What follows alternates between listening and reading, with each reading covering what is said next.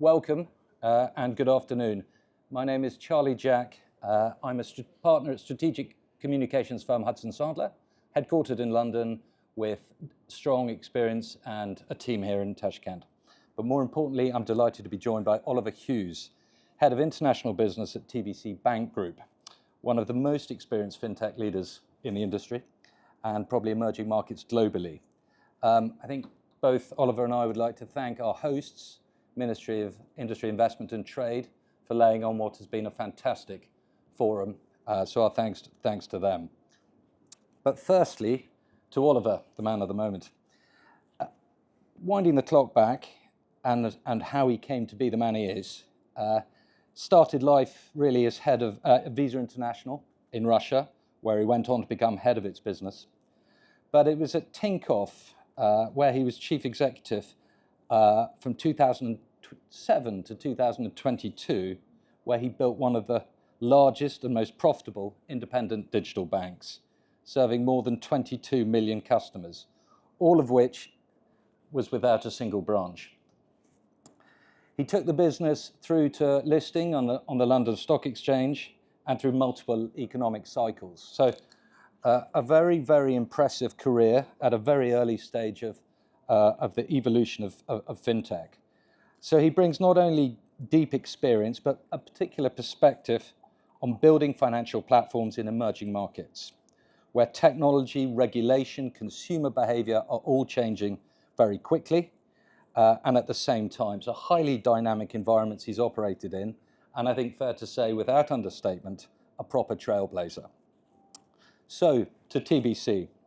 As many of you in the room will know, TBC began life in Georgia over 30 years ago, and today is a London-listed FTSE 250 financial services group with two very distinct businesses in two growing markets, a highly profitable digital-led bank in Georgia and a high-growth digital financial ecosystem here in Uzbekistan, and that's what we're going to be talking about.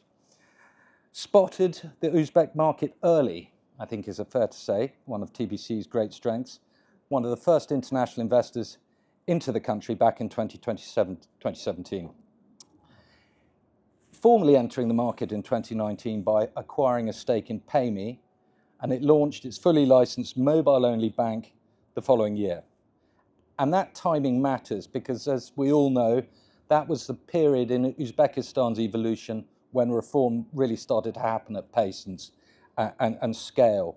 And it wasn't just the political and economic reform that was happening at the same time, but you were seeing the country's demographics changing. Young, entrepreneurial, digital savvy generations confident and ready to adopt new technologies and ways of managing their own money and ways of running their businesses and accessing their services. So TBC's story is one of a very successful business, but it's also a story of a business that has changed and evolved as the country's changed and evolved. And I think I'm keen to get into some of these themes with you, Oliver. So without further ado, welcome. Firstly, let's just start with the country. You've spent much of your career building these ecosystems in markets undergoing real change. Uzbekistan's trajectory is recognized, it's understood as being profound. On a simple level, why is it still such an exciting market for you? Thank you very much indeed for that introduction, Charlie, and very kind words. And it's brilliant to see everybody. I know it's right at the end of day 3, so super pleased to see you and grateful that you came. And obviously, we're very grateful to MIT and Minister Kudratov for enabling us to share our story.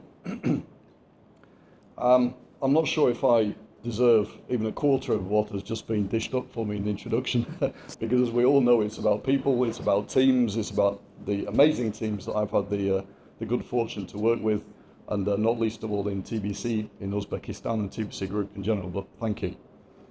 And I've had the amazing fortune to work in some superb markets.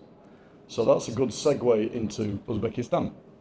And to be honest with you, when I was invited to join the TBC Uzbekistan project and TBC Group, and said I was going to be helping scale something in Uzbekistan, it raised a few eyebrows because it certainly wasn't on everybody's map. So what I was lucky enough to stumble upon, a little bit serendipitously, was TBC Uzbekistan doing something in this opening market. And I was privileged with, if you like, an insider view to Uzbekistan way before other people started cottoning on to what's happening in Uzbekistan. And that insider view came from TBC Uzbekistan. So my partner and colleague, Nika Kordiani, who's CEO of TBC Uzbekistan, and lots of colleagues here who built this thing. I joined a little bit later, three and a half years ago, to help scale and build this into something big and beautiful.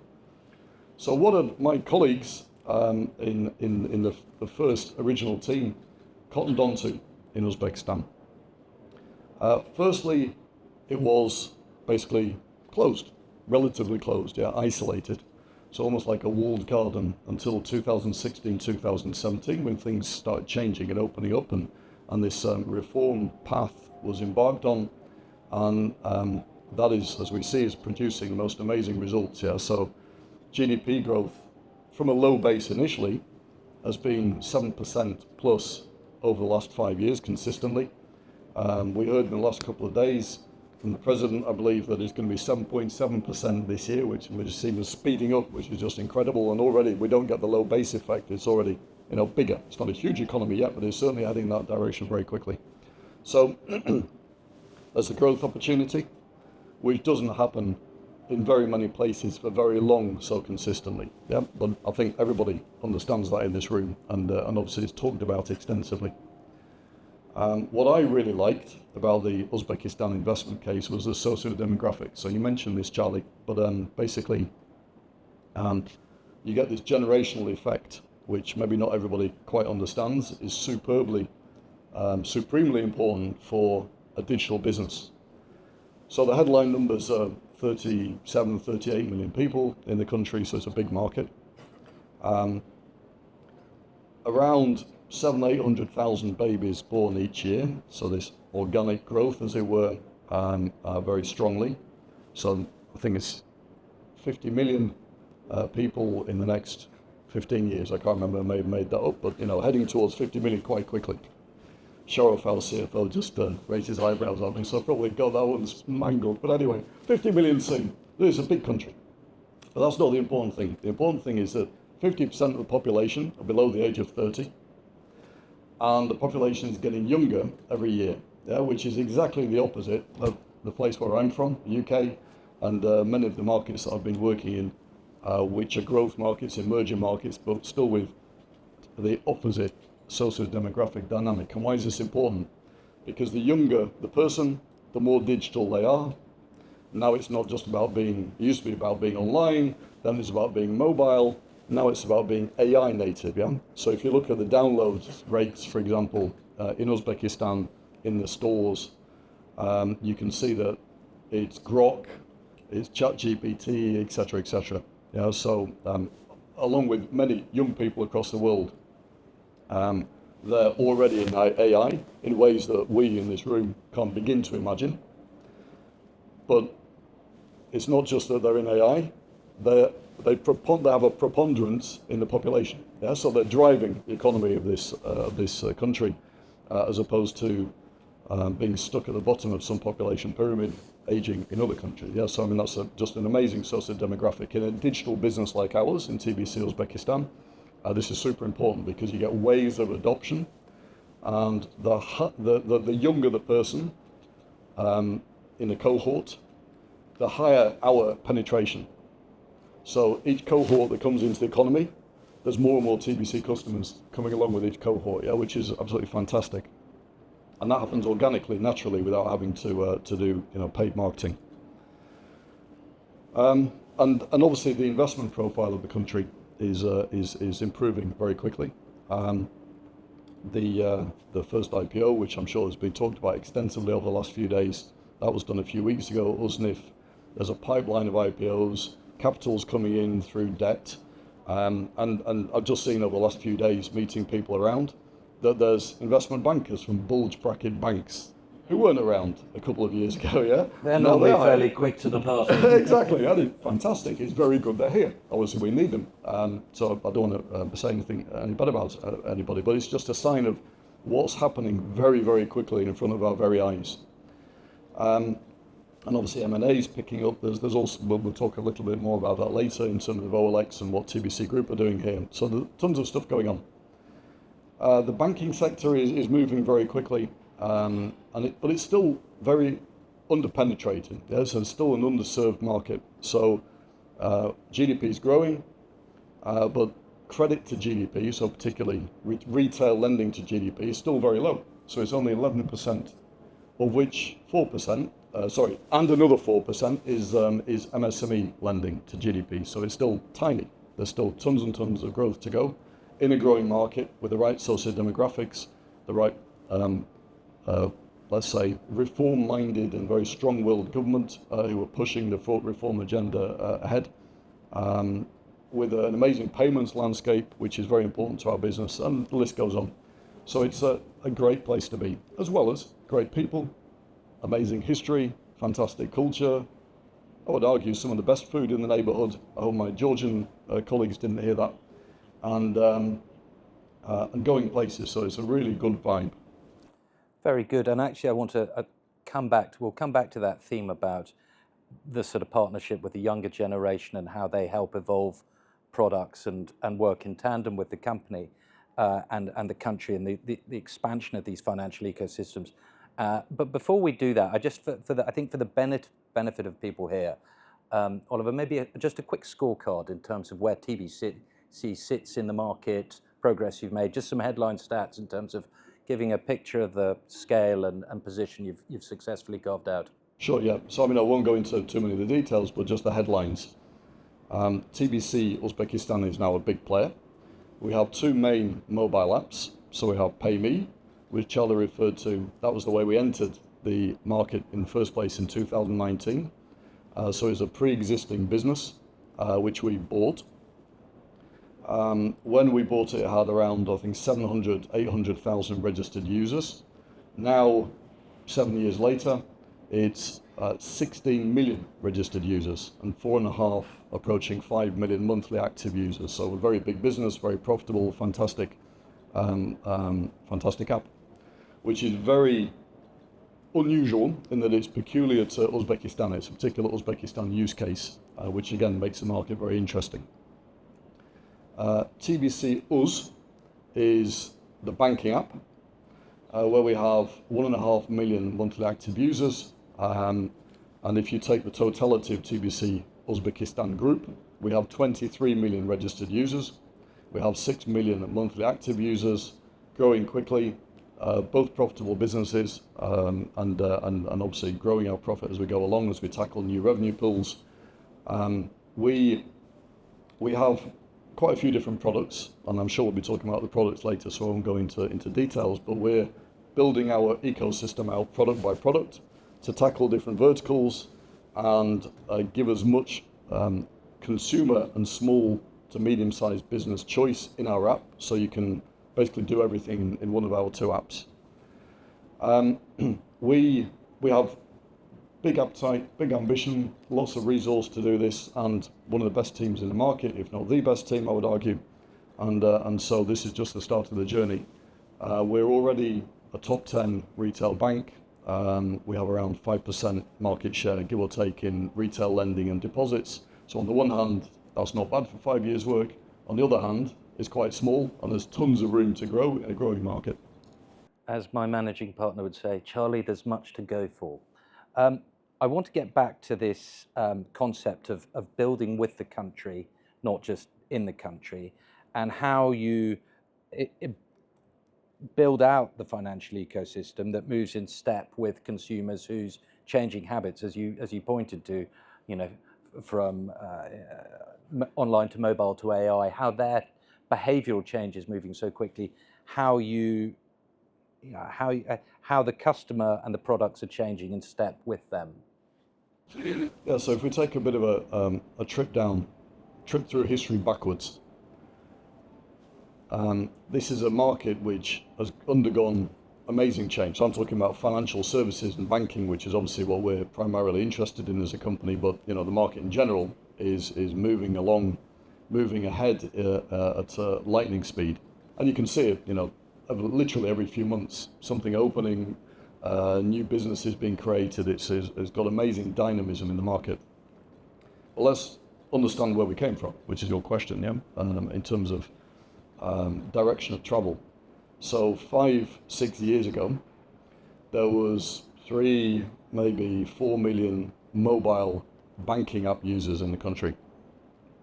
Now there are 4 times as many, if not more. So it's probably approaching 15 million mobile banking app users. And obviously there's still lots of growth to go. You would typically, as a user, be a customer of a state-owned bank. It will be a payroll relationship, it'll be very low engagement, very limited access to credit. And then all of this, and it's obviously cash-based, so it's 80% cash-based.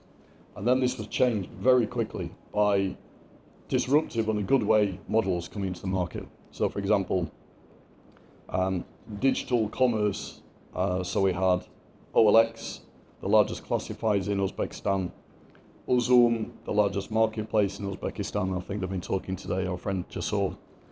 Yandex, Taxi, etc. So comparison, digital transactions, online shopping, online consumption, that was one thing that happened very quickly.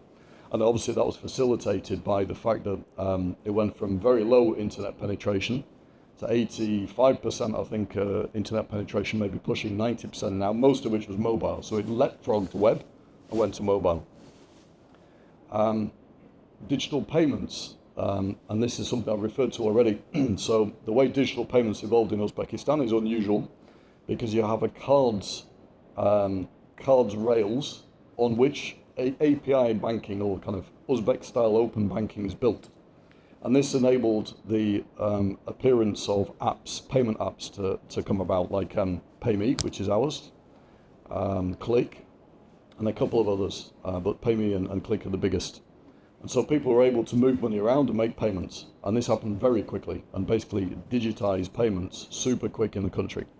Without the appearance of Apple Pay, Google Pay and the likes. They haven't come yet, but that obviously will come much later. So the penetration of internet was obviously this other thing that happened very quickly. So we went from 80% cash to 45% share of cash in all payments in the country in 5 years, which is phenomenal. And the appearance of digital banking, digital payments came about very quickly. So the whole of the experience of a customer has changed just practically overnight in banking terms. And TBC was actually one of the catalysts of that. We're considered to be the original pioneers of digital banking and mobile only digital services. So that's taken us to where we are today. But obviously things are changing very quickly. Technology is changing very quickly. And what used to be the buzzword, mobile banking, doesn't surprise anybody these days, particularly young people in Uzbekistan. So really it's how AI adoption and the implementation of AI-based services will drive this to the next stage, and we'll probably be talking about later, I suspect. Indeed, and this sense that there's much to go for, and that actually, on one side you've got the consumer behaviour rapidly changing in terms of their adoption of technology. But I had an experience earlier this week. I was lucky enough to be shown around a very well-known brand, a retailing brand in Uzbekistan, with huge presence. And it took myself and a colleague to a new store format. And it's a store format it's rolling out, and it's sort of entry level. So it's a sort of low price point, price sensitive, relatively small but very solid offer. And it's there to effectively be the stepping stone for a consumer's journey from bazaar through to shopping in more conventional modern grocery stores. And they've this, and they have high hopes for this format. But it struck me, and they pointed out this will be, we believe, many of these customers' first time using digital payments. and that we're producing this, we have this store for them on their journey. And whilst we were looking around, I thought, actually, there's something really profound here.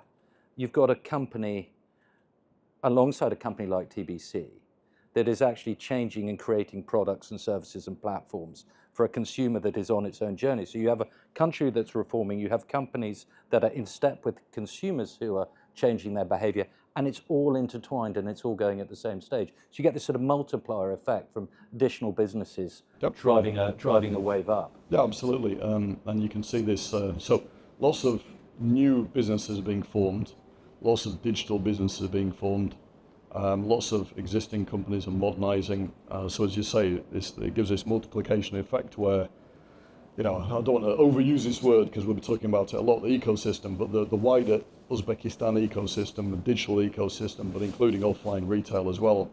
It's a lot of cooperation going on amongst all of these different players. I obviously understand who you're referring to in your statement there. And so we feed off each other and shove coal onto the fire of each other, which is great. Collaborative approach.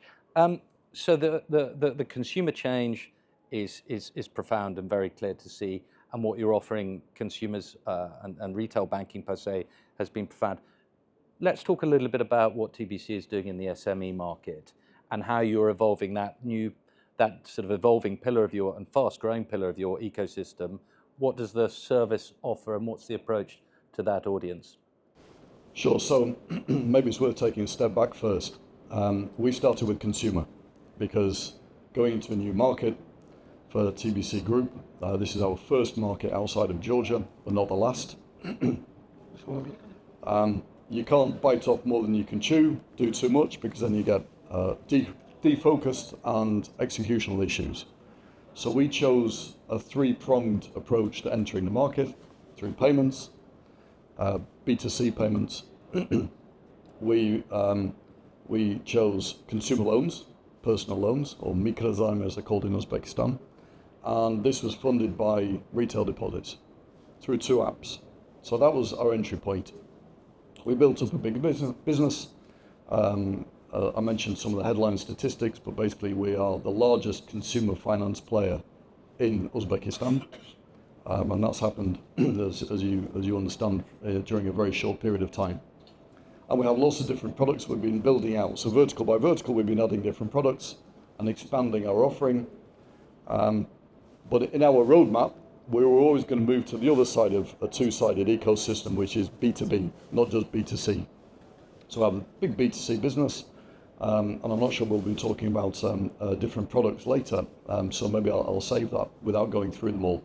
But we now have, depends what you call a product, probably about a dozen or so different B2C products. So we have a big profitable business.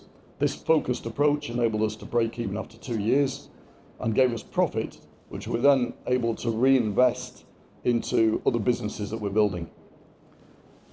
So coming on to the B2B side, the business side of our ecosystem, we already have around 80,000 business customers. Many of them are merchants, so they're on the acceptance side. This is Pay Me Go, Pay Me QR codes. We're now going into acquiring, cards acquiring. So we're building up a payments business. We have daily banking for business now, which is early days, but we're starting to round out because we want to build a business banking offering. We have business lending, which is already 20% of our total loan book. So we moved quite quickly into this. This is micro business, is SME working capital loans, secured loans, which are now building, and we'll be going into other products like revolving credit lines, investment loans, all sorts of useful stuff for business as we build up this big side of our business, to volume. And this is very important because it's part of our playbook. It's a very important part of building out a two-sided ecosystem. But it's also very much part of the agenda of the government. And I'm sure you've heard lots of times over the last few days that the government is really putting its shoulder behind building, or let's say, encouraging banks to finance small and medium-sized business and micro business, because this is going to be one of the drivers of the economy medium term and in the short term. And another very important part of this, which is kind of, again, ecosystem play is our acquisition of Bills. Bills is an early stage company built in Uzbekistan by a great bunch of entrepreneurs. They built a SaaS solution for retailers. So this is stock inventory management, it's payment solutions, it's lending through the platform, it's loyalty, HR solutions, all in one package. So we partner with Bills now. As I said, we acquired the company last year. We're integrating some of our services, helping them expand their product offering and adding fuel to their growth, and they're growing very quickly. So this adds services beyond core financial services for businesses right the way across Uzbekistan. And these things together are a very powerful combo as we go forward. So a very rapidly growing suite of products and services for both the consumer, for SMEs, but your sort of ambition knows no bounds. I mean, I'm intrigued by the acquisition of OLX, which I understand has now gone through, so congratulations with that. And it's the country's largest classified business. Tell us a little bit about the thinking behind that. I went on it today with my colleague Alisha, and I said, look, what can I buy on this? He said, well, let's go in there, have a look at the site. And I think I saw a laser cutting machine I could buy. I could buy a Soviet 1970s camera and every bit of technology I need. I didn't get to the agricultural sector, but give me time. But it struck me as a very ambitious play, and moving further beyond the sort of core banking universe that people would expect you to play in. Talk us through it. Sure. So, why do we want to have a platform with an ecosystem, i.e. different services, which are available, products and services available to our users, and we have different users on both sides. We have consumers, individual customers who are users, then we have the users of our platform on the other side who are, let's call them merchants, sellers. So the thinking behind this, what we call the flywheel effect, is that the more products and services you offer, the more you generate traffic. Users come onto the platform, the more content, i.e. products and services you have, the more they come on. Obviously you have to have good UX, you have to have good interface, you have to have excellent customer service, all of this underpinning. But the more products and services in one place, the more you're going to attract this traffic. The more you attract traffic, the more you're going to attract the sellers. The more sellers you have, the more content you have, and the more content you have, the more you attract users, who consume the content. So that's the flywheel in the ecosystem. So coming back to your question, we started with 3 core consumer financial services. Payments, where we're huge. We have around 20% of all payments in Uzbekistan. We have consumer loans. This was in the beginning. And deposits, retail deposits. And then we added more and more retail financial services. We started going onto the business side and adding business payments, as I mentioned earlier, business loans, business banking, bills, non-financial services, etc. So this gets the flywheel working. Once you get traffic, you can then start offering that user flow other services. So we built an online insurer inside TBC Uzbekistan Group. We have a travel agent, OTA, which is going quite well. It's very early days, but we can see the dynamic and is going very nicely. We've done a little bit of ticketing, but that's very, very early days, baby steps. And to finally answer your question, we're now ready to go beyond core financial services into something which is not directly finance related, through OLX. So OLX is the largest classified platform in Uzbekistan. It has 5.5 million registered users, monthly active users, I should say. 2.2 million listings, active listings, so it's a very big platform. And, again, this is just the start of the journey for OLX. We haven't completed the deal, but it's been approved by the Anti-Monopolies Commission, the AMC in Uzbekistan, and we'll be completing soon with our partners. So OLX will be developed as a standalone platform, as a classifieds business, but over time we'll be doing more and more together to unlock the synergies and offer more and more relevant content to our common users. So it's a big story. It is a big story, and you know, we've 25 minutes in, we've covered a lot of ground in terms of an awful lot of products, services you've built through the system, you've evolved to your SME universe, and you have this powerful flywheel effect where a customer comes in and can really manage much of their day-to-day life, and if they're a SME, much of that meet many of their business needs. The flywheel effect, I'm also conscious that TBC's mantra is keep life simple, okay? We've talked, with that amount on offer, how do you keep life simple? It's a nice question. So actually our mantra is making life simple. Sorry. Keeping life simple is good as well. Okay. So obviously we're making our lives complicated by adding more, our as in TBC's, by adding more and more products and services. But when you have a platform approach, which we do, it means that you can keep rolling out products and services with a very customer-centric and business-focused approach. So we have separate teams, business teams, who look after different business lines. It means that we can be very fluid, very flexible, and very focused on the customer and the results. From the customer side, so if you think about my customer journey onto a digital platform, if I have to log into lots of different services, I have to remember different logins and passwords. I can't remember where my different loyalty points or rewards or bonuses or cashbacks are.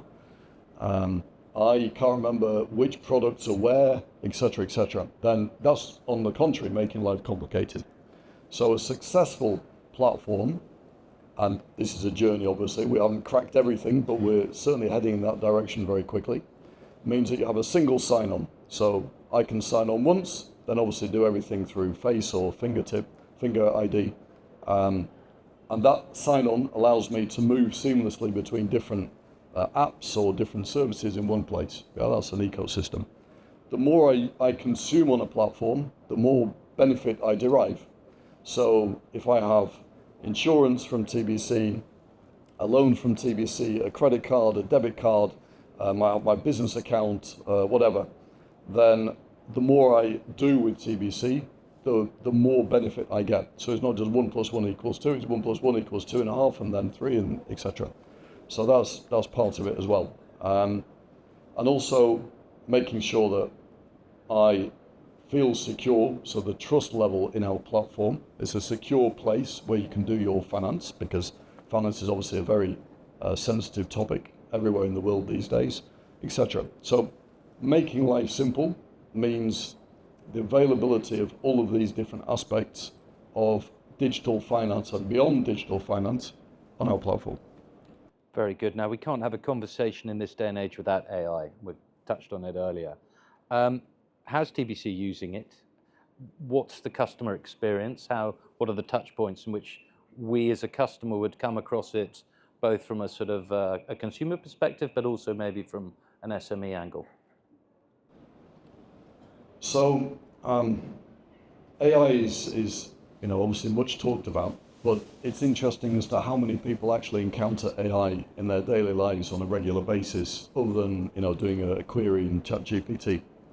A lot of it's in the background, but the stuff in the foreground is actually, on a consumer level, fairly far between. Yeah, it's not like you come across it all the time. So we decided that we wanted to deploy AI, our own proprietary AI, in Uzbekistan, not just to drive efficiencies in the background, but to drive customer experience, CX, in the foreground. So we embarked on quite a big project. It's a very big investment. I don't want to make up numbers. I will show off our CFO. I think it's around $15 million. It's a lot, and that's just the start. That we have invested in building our own proprietary speech tech platform, AI platform. So this is probably one of the most ambitious AI projects in banking, or maybe in general in Central Asia. Why? We decided to do this because of code switching. So in Uzbekistan, people switch between languages between Uzbek and Russian typically, but they can switch between other languages which are spoken in Uzbekistan.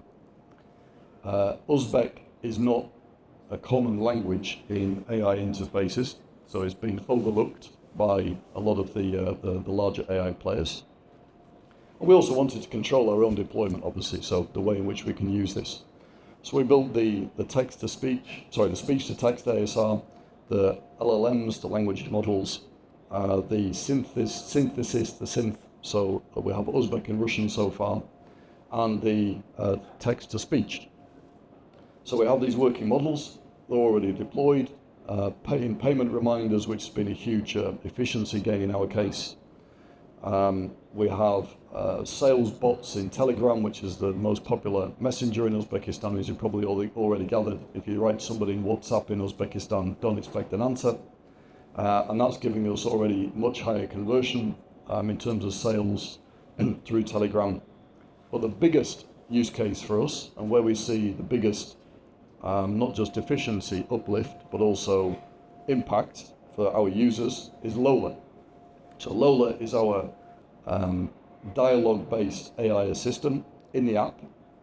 We think that by the end of the year, it's already deployed, so you can download the app, obviously become a TBC customer and start using Lola conversationally.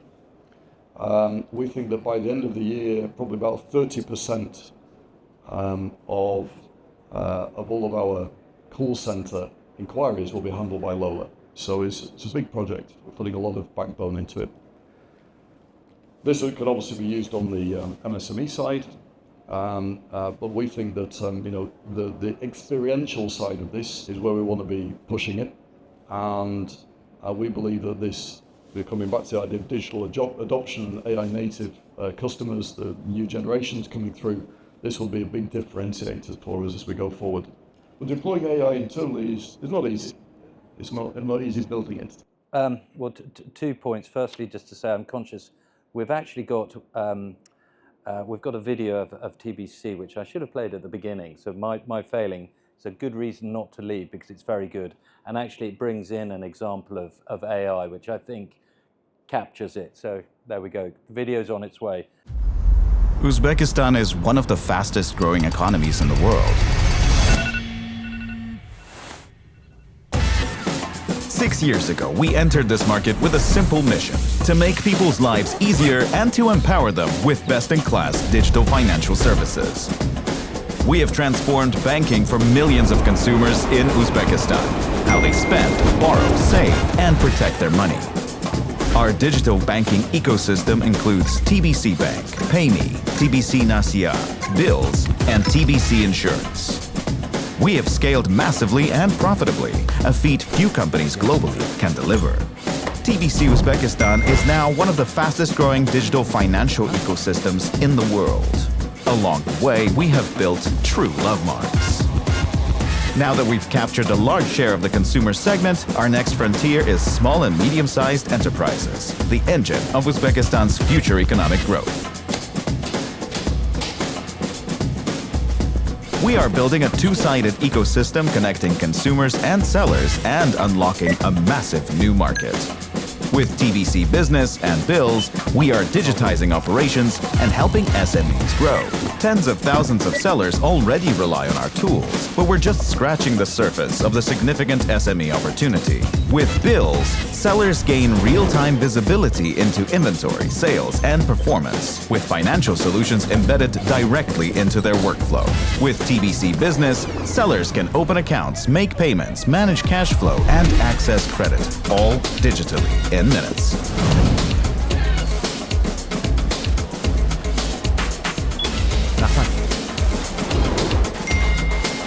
We are building the AI bank of the future. Meet Lola, our AI assistant. Lola understands context and anticipates needs, proactively automates finances, and delivers personalized insights through a seamless voice and chat interface. And we're only beginning to unlock Lola's potential. Lola, bugun qancha pul ishlatdim? Bugun siz 750 ming so'm sarfladingiz. Bu kunlik o'rtacha xarajatingizdan kam. Qolgan pulni ta'til nomli omonatga o'tkazaymi? Ha, o'tkazib qo'y. TBC already serves a substantial share of consumers in Uzbekistan, and the opportunity ahead is significantly larger. We are building an ecosystem for scale, growth, and long-term value, so everyone can dream big, and we can help make it happen.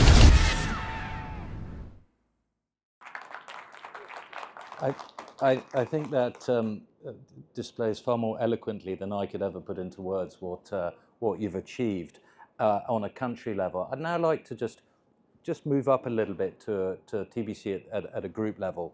You had a strategy day in New York in, I think, February earlier this year, where you talked more broadly about the group and its potential direction of travel, and that part of that aspect was actually TBC Uzbekistan's own individual journey out of potentially the TBC Group. Do you want to talk us a little bit about that and what that could mean? Obviously, the Anakram IPO was mentioned, so we can't have this session without talking about that as well. Sure, yeah, thanks. So TBC Group is London listed, as you mentioned, Charlie, and has been for way over 10 years now. So we're already public, yeah, and we behave as a public company because we are. And actually, there's not many ways to get exposure as an equity investor to Uzbekistan. So this amazing growth story, the social demographics we've been talking about, the banking sector, which is thriving and growing. There's only basically 3 listed companies, banks, and the biggest one in terms of our exposure as a group to Uzbekistan is TBC Group. However, as we know, there's this pipeline of IPOs coming through, and so I think it's going to be quite a busy space, hence the appearance of our friends from the investment banks. We did indeed have our strategy day in New York, at which Minister Aziz Kudratov was present, so thank you to him for showing his support to TBC's story, and obviously there's lots of investors there. I think we had about 350 investors, online, offline, despite a snowstorm in New York, which closed the whole city for 2 days, so it was an interesting timing. And at that strategy day, we talked about one of the strategic options, which is to list TBC Uzbekistan separately. And so it's an option. This is not plan A, not yet anyway. But this is something which we believe would create a platform for attracting capital. So we're capital generative. We're self-sufficient in TBC Uzbekistan. But as we grow, and if we do M&A, for example, maybe we'll want to raise capital. So that would give us the flexibility to do so if we wanted to. And the other reason is to unlock the enormous value that is being created in Uzbekistan. So something for the future, a strategic option, but something which is out there on the table. Very good, and the company clearly has the investment case, the growth, the metrics to attract investors, in whatever jurisdiction it is. But we are at a stage, or Uzbekistan's at a stage where it's gone from strategic capital, development bank capital, debt capital markets, as you now say. There's, TBC's been listed, but with a dual business, and we now have Uznif, which is listed recently, which I think has been phenomenally helpful in shining a light on the country and the successful reform program. And that's happened in quite short order in the last sort of 18 months, some of those dynamics. How do you think the investor perception is? And I'm not necessarily saying, you speak to many investors as part of your role. I'm not necessarily saying TBC investors who are probably quite close to Uzbekistan, but more the generalist who's watching this country transform at pace and watching debt deals being done at great pace, watching a very successful IPO of Uznif. For those investors who are one step away from investing in the country, how do you think they're looking at it, and what maybe has the country still got to do, or is it a slam, what more do we need to do to get investors across the line? You almost said slam dunk there. I almost said slam dunk. Not a slam dunk. I know. So basically, investors, let us kind of trace this back a little bit. When I started working with TBC Group, so three and a half years ago, many investors still did not know anything about Uzbekistan. They were just starting to tumble to the idea that something interesting is happening. But again, how do you get exposure? There were not many ways of doing that. TBC was one of the ways of doing that, and we actually did this huge educational effort with other people's Zoom, OTP, Halik on the banking side to educate investors. Over time, basically, so let's say the second US roadshow that I did, let's say 24, you didn't have to explain where Uzbekistan is, the basics. Everybody all had already done their homework and knew. Yeah. So the depth of understanding, knowledge was definitely increasing, improving. By 25 last year, everybody knew a lot amongst the investors that I deal with. So that's a wide investor universe who aren't necessarily already invested into TBC. People who are getting interested and trying to find out more about the country and how to play the equity story in Uzbekistan and the debt story as well. Now, lots of them have jumped in. Yeah, they jumped into different stocks, including TBC, but as you mentioned, Uzmit, which seems to have done very well. So this is an emerging market. It's not a straight line, but then business is never a straight line. And I think that Uzbekistan needs to get a little bit more track record, because Uzbekistan's track record is still shorter than maybe some neighboring countries, which is fine. It's a relatively newly opened, yeah, in inverted commas. But that's once investors see businesses performing. So a business like mine goes to investors and says, this is what we're going to do next quarter, at the end of the year, going into next year. We go there and we come back a quarter later or 6 months later and say, this is what we said we would do. We did it, we delivered, and this is what we're going to do in the next 6 months. It's exactly the same with the country. Yeah? So if people see that it's consistent and delivering, everybody knows that things move around, yeah, that's fine. But as long as you're showing a track record, short to medium term, and giving an understanding of what the long term looks like, then investors come in, and this is exactly what's happening in Uzbekistan. And so this will continue, and long may it continue in that vein. It's excellent. Consistency, predictability will build long-term and delivery, and delivery will deliver long-term confidence, and it doesn't take much to undo, as we. And that goes with the territory. Yeah. That's fine as well. So emerging market investors are people with nerves of steel. They understand that. They understand what they're dealing with, but they still want the messaging on what the goal is and the delivery of those goals. The track record is just super important. Without huge deviations, although people understand that not everything goes in a straight line all the time. That's fine. Indeed. And I'm going to finish on a slightly different note. You're an Englishman and I'm a Scotsman. You've built global digital banks, conquered markets, and I'm still trying to conquer PR. But what we both have in common is we're both huge Uzbek enthusiasts. When you go back home, how do you describe Uzbekistan to those maybe much younger than you, or people who have no idea about the country? How do you typify it? Before I answer the question, I have to say something about football, obviously. Oh. It's got to be done. Tread carefully. One of my four kids, two sons, the youngest drew Uzbekistan out in fantasy football. So not only am I here and obviously supporting Uzbekistan, as well as England, but I have a vested interest from my son's ticket that he drew out in the tombola. So, today was just a start. I'm sure it's going to get better, and we're rooting for Uzbekistan.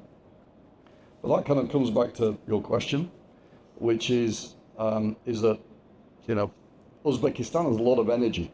It's got a lot of positive energy. It's got a lot of vibrance, colour, vibrations, and a really good kind of, I'm not a spiritual person, but kind of good spirituality, if I can use that word. So when I try and talk about it to characterise it with people in the UK, where everybody's been down in the mouth, rightly or wrongly these days, you don't get this vibe of things happening and making things happen, getting things done. In the UK as well, we can't influence anything anyway, but let's not get into politics. very different vibe, very youthful. The distance between a decision and a result is very short here, which is fantastic. You can make things happen, and people are making things happen, which is superb. That's on the business environment and the environment in general.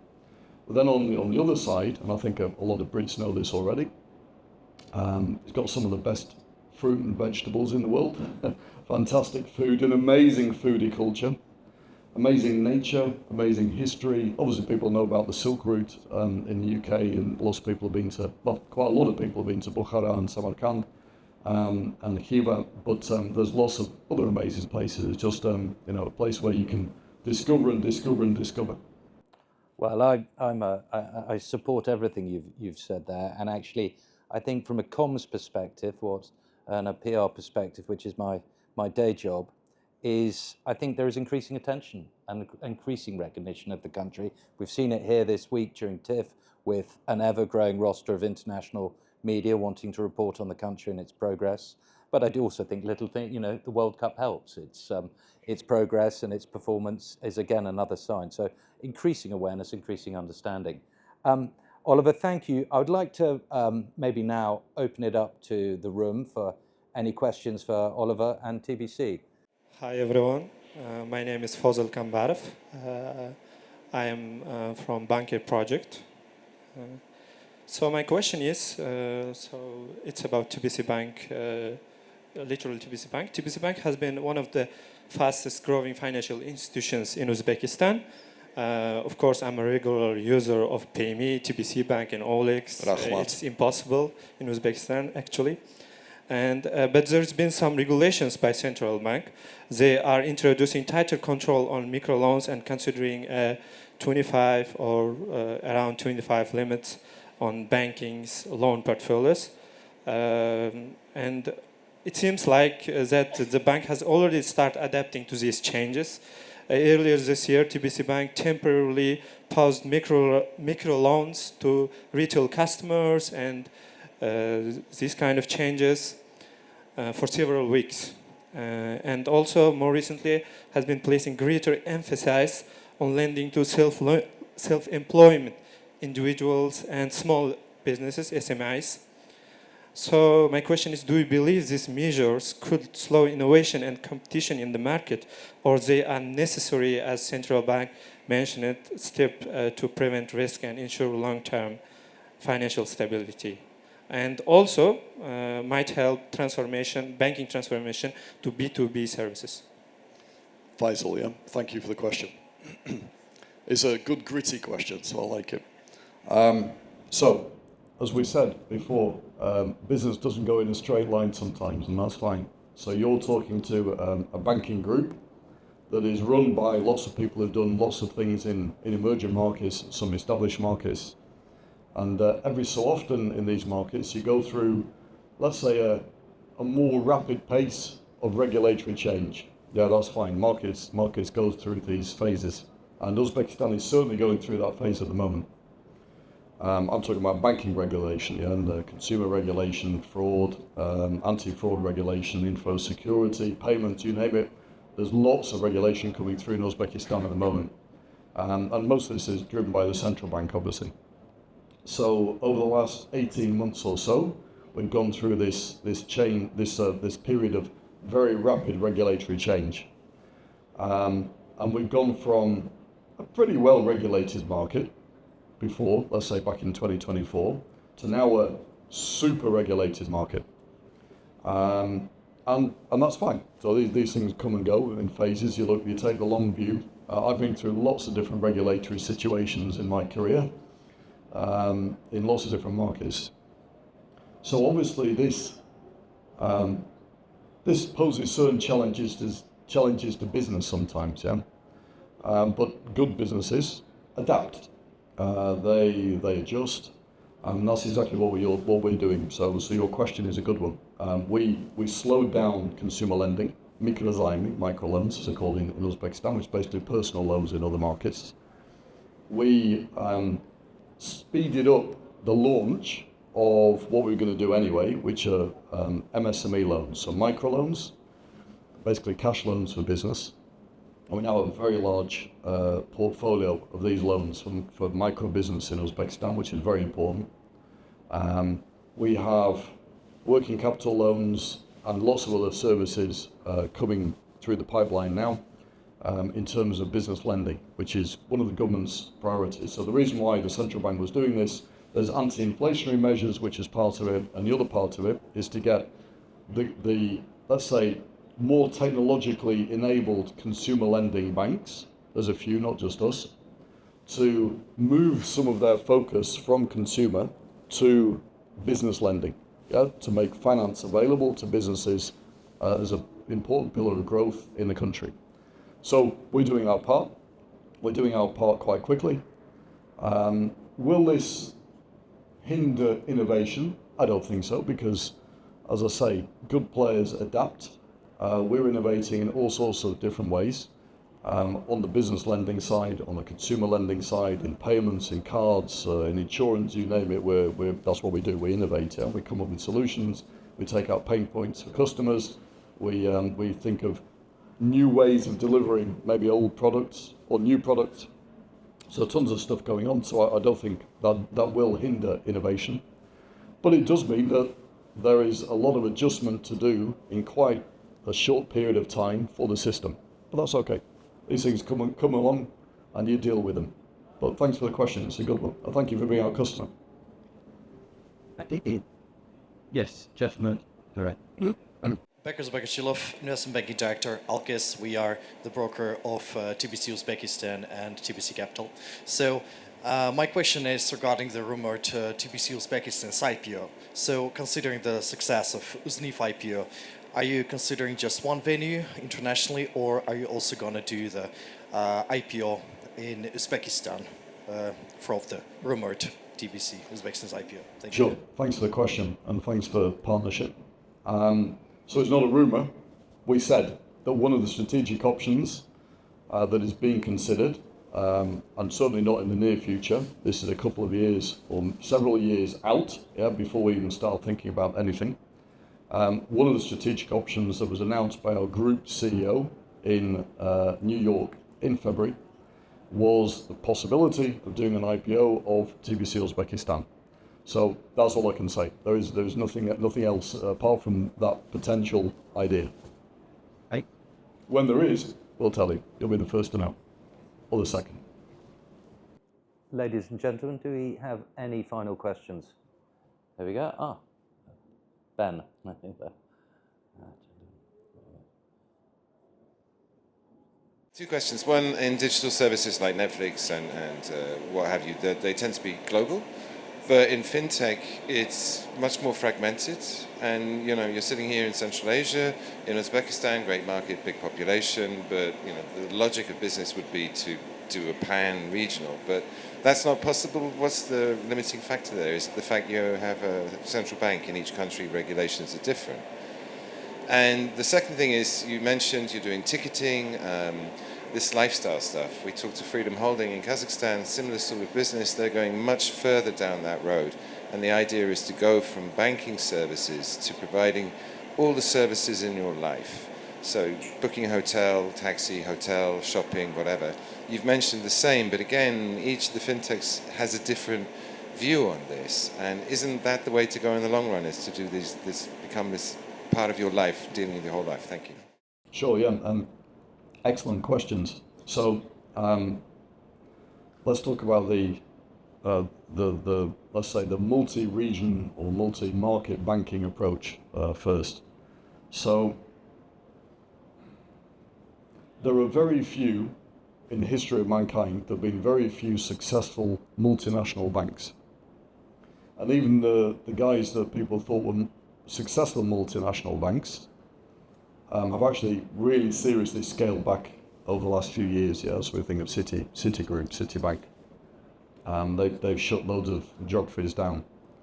Maybe nothing's eternal, so maybe they made the money and that business model worked for a while and it stopped working in the way that it was originally designed. But there are really not that many multinational players. Yes. There was an argument made, and there's still an argument made, that with tech, Netflix style, let's say in banking, a platform can then travel market to market and cover territory in a way that a physical player couldn't.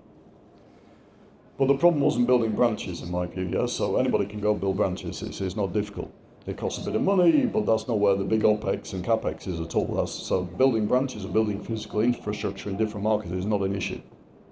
So what was it that caused different banks to scale back their international presence? It's local competition, which tends to be far more relevant. It's localized tech and your ability to produce different products and services to cater to that market. I'll come back to that point in a minute. And super important is local regulation. So even if you have a license, it doesn't mean to say, and not many banks can get licenses in individual markets these days. It used to be easier, it's now very, very difficult. Even if you have a banking license, it doesn't mean to say that you can cater from a regulatory perspective to all the different segments and do all the stuff that you need to do to have a viable business. So to come back to this localization point, if you're, let's say you're in consumer, there are probably in current accounts and debit cards and deposits, there's probably 10, 12, maybe 15 use cases in each market. 4 or 5 of those use cases are common to most markets, they're pretty generic. But the other 6, 7, are unique to that market and require you to be plugged into the local payments landscape, the local banking system, A2A, whatever it might be, different vendors, different information sources, data sources. And if you only cater to 3, 4, 5 of the local use cases and not the other 5, then nobody needs you. Yeah? So you can have a very, very shallow penetration into a particular market. So you get a couple of 100,000 customers maybe, and that's it. You can't go into 1 million or 10 million. And actually, if you look at Revolut, which is really the only standout case at the moment of a platform play going wide, they haven't gone very deep. They're going deeper now. So they're tackling case number 6, case number 7, case number 8, and eventually, hopefully for them, they'll get to cases 10 and 12, use cases. And then they can really compete with the local players. And then they can go into payroll and all the other stuff that enables you to build that deep business in different markets. However, going back to Revolut, they're a transactional-led business model. So to add these use cases, they have to go into lending. So it's not just trading, FX, travel, P2P, which is where Revolut's very good, and obviously UX is outstanding. And that's why they're making huge inroads into Europe very quickly at the moment, and other markets. But you also have to offer lending products. And lending is as local as it gets. So Charlie was talking about this retail chain. Retail is completely and utterly local, down to the SKUs you have on the shelves, the logistics, the packaging, everything. Retail lending is basically about as local as a retailer is, and the stuff you have on the shelves and the vegetables you offer and whatnot, because it's every single instance of regulation, the product design, the way you present and package the product, the way you service the customer, it's ultra local. So there's no such thing, in my mind, as a platform play in that respect. So maybe have a platform that takes you into different markets, Netflix style, but then when you get there, you're going to be surface deep. To go deep and build a meaningful business, you have to go very, very, very local and scale, which is why there's no platform businesses. We want to go into market number 3 and thereafter market number 4 and market number 5 over time, once we're absolutely sure that we're on track in Uzbekistan, and that will require us going deep and local. I've said so much on question number 1, I've forgotten question number 2. My maiden Lifestyle, yes. So I haven't used the word lifestyle, but you've taken me back to some pleasant memories from the past. So lifestyle services are all the non-financial services that can be offered on a banking platform or in a mobile app offered by a bank.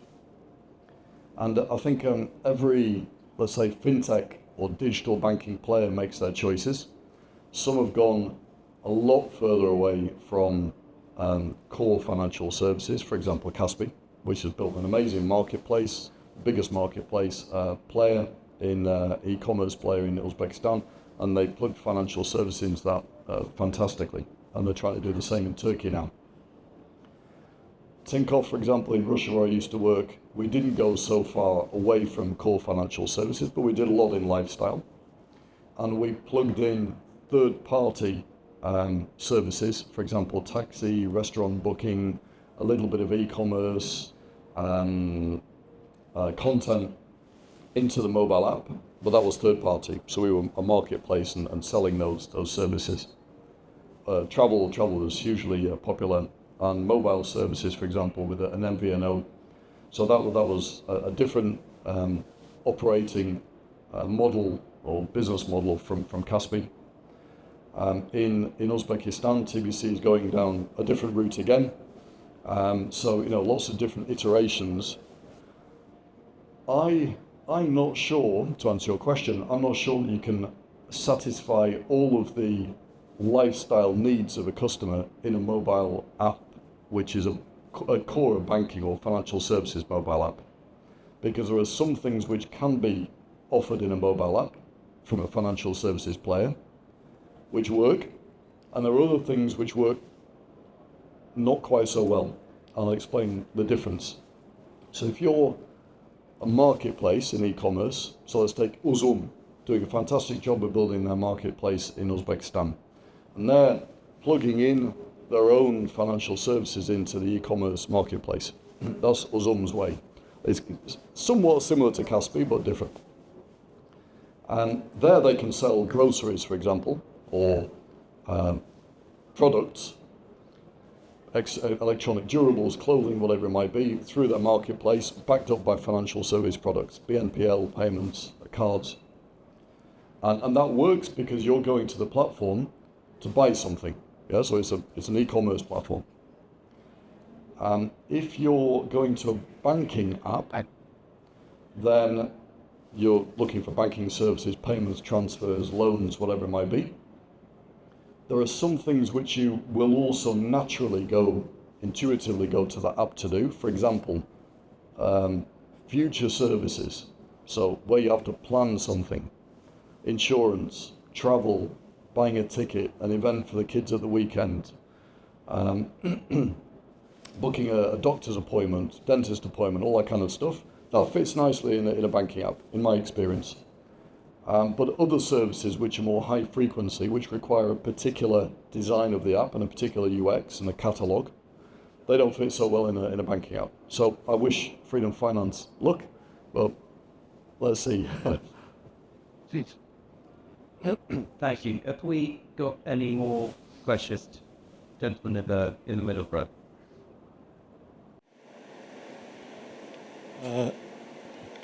Thank you for a good sharing.